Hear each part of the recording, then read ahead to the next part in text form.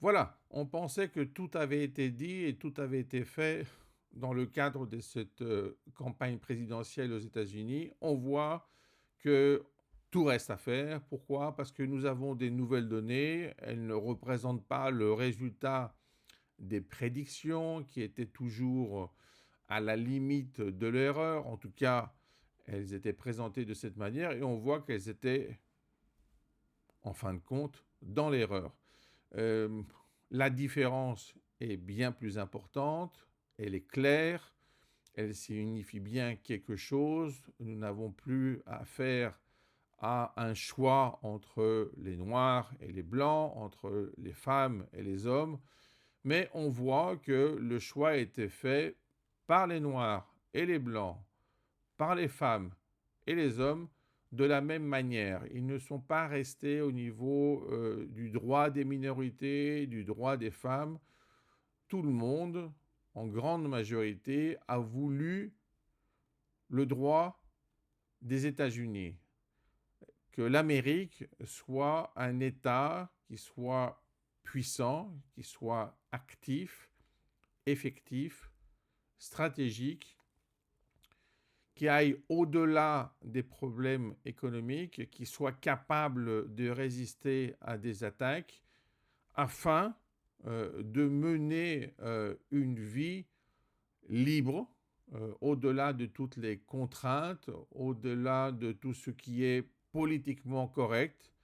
Et finalement, on voit que c'est le retour de l'esprit américain qui a cette forme de réflexion libertaire à son origine, qui veut être totalement indépendant. Et on voit aussi finalement que euh, la puissance du peuple est plus puissante que celle des puissants. Parce que finalement, c'est l'ensemble du peuple qui a choisi ce nouveau président et on le voit très clairement par les données, par les analyses, parce que vous savez bien qu'après coup, il est toujours facile de tout analyser, mais on voit bien que les tendances étaient claires, la volonté allait dans un même cadre, et finalement, nous avons affaire à une réalité qui représente le début, non pas d'une nouvelle phase, mais véritablement d'un nouveau cycle.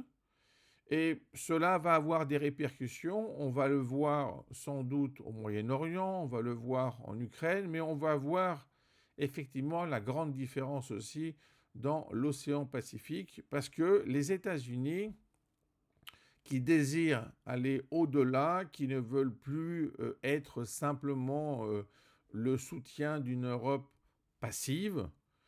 Ils voudraient que l'Europe soit plus autonome, plus stratégique, qu'elle se comporte comme un allié de poids, car les États-Unis se préparent à une grande opposition avec la Chine qui va se dérouler dans l'océan Pacifique, qui va mettre en jeu tout l'Extrême-Orient et ne veulent plus retarder ce changement de centre de gravité en raison des crises locales, aussi bien en Europe ou au Moyen-Orient.